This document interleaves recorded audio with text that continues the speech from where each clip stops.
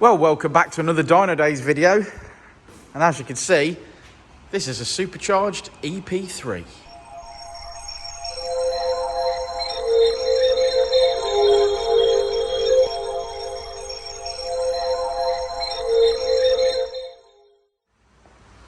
So as you can see, that all fits. Well done, Richard. Want to talk about it? Do you want to talk about it? Yeah, I'm fine. I'm over it. Oh, you're over it?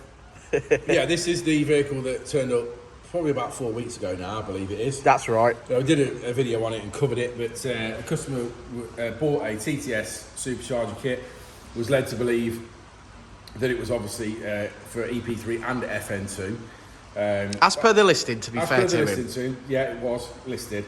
So anyway, we weren't aware of that when we started obviously fitting it, or obviously stripping it to fit it, should I say. Obviously when we went to fit it, realised obviously that something's not right here, something's not going on. Let's just double check this kit, started checking part numbers, going through stuff with the customer, speaking to the customer. Obviously turns out the kit was for an FN2. Yeah. So obviously the radiator didn't fit, the intercooler didn't fit, nothing fitted basically. It was a case of either modifying every single part, or the customer putting the car back together, selling on that kit for an FN2 to an FN2 guy, and obviously then buying it. Which is what he did. He sold the FN2 kit onto an FN2 guy, and then he bought a second-hand EP3 kit. Yeah, this came from On a Mission, this kit did. Apparently. Oh, On a Mission, well done, On a Mission. It went on a mission to somebody else, and someone else didn't fit it, they sold their car, and then obviously he's bought it from them. On a Mission, a good team, aren't they? Yeah. You've bought bought some bits off, haven't you? Quite a few bits off them, yeah. I've seen a few bits on there that are quite fancied. So, obviously, the TTS manifold, not necessarily my favourite, but I understand why it is what it is because of where the Supercharger is placed in top mount. I prefer a bottom mount and keeping my original inlet manifold, but I understand, why, this is this kit and that's how it is. So obviously got Supercharger on, fit the Supercharger, fit the inlet manifold, fit the injectors, fuel rail, ran through all that. It got a Tegra 70mm throttle body. 76mm throttle body to be fair, 3-inch. So we've fitted that. We've made a custom 3-inch induction kit to go with that because he didn't have an induction kit with the Supercharger kit. Obviously something you can't see is the radiator and the intercooler where you sort of can through the front grille. But obviously the TTS alley radiator and the TTS alley intercooler. Obviously on the other side, oil cooler at the bottom for the Supercharger, hanging off the bottom of the crash bar, sitting between the front grille. Obviously mounted the Supercharger bottle, and that's pretty much it really. I mean the kit's the kit and the kit fits, so yeah, nothing too major. We've had it running this morning, we've put our base file on it for the injectors and for the 4-bar map sensor. We've already had it running, I've had it running up to temperature and checked all the fluid levels and done all that. So next up onto the dyno. I think we're ready up to get on the dyno, yeah. Oh, let's rock it. I'll make a cup of tea then. Yeah. Okay.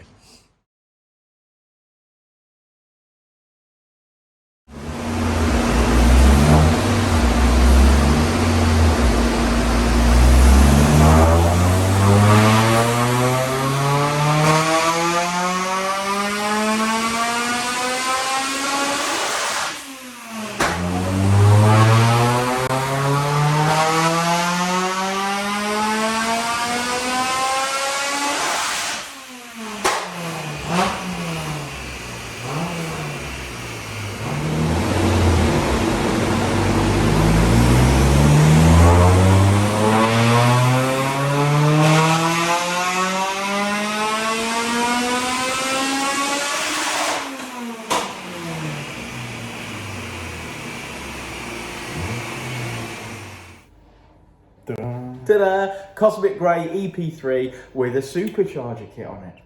Yeah, well, we've already covered the Supercharger, haven't we, already in this video, so it's pretty much pointless going back over that, I think. But it excites me. Okay, fair enough. I'm excited by it. I'm excited.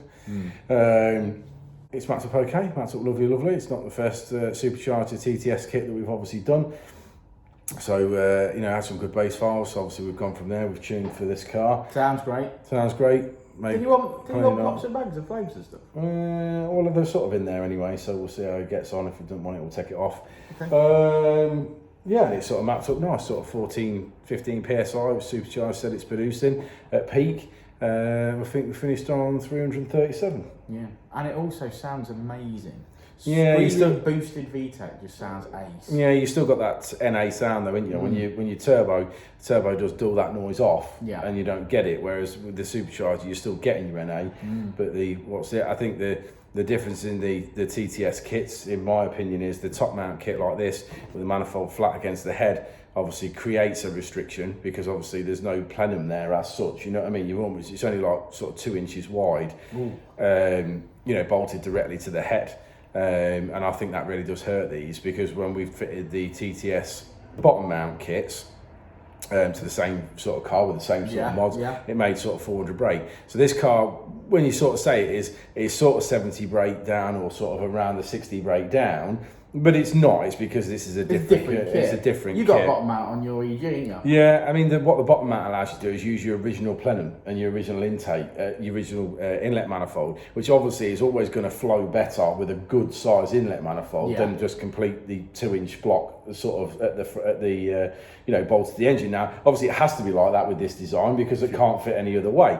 Sorry, what was your personal opinion? Yeah, the personal opinion is, if you were spending your money and you were buying a TTS kit, because obviously they're not cheap, and you were putting it on an EP3, I would buy the bottom mount over the top mount. Okay. Fors and against for both kits, we fitted the bottom mount, and I personally don't like the induction kit, but that could obviously be modified and have it coming uphill, so that it's obviously not right. Is there a big price difference between those two kits? I don't think there's a massive price difference. I think they're still well up there in price.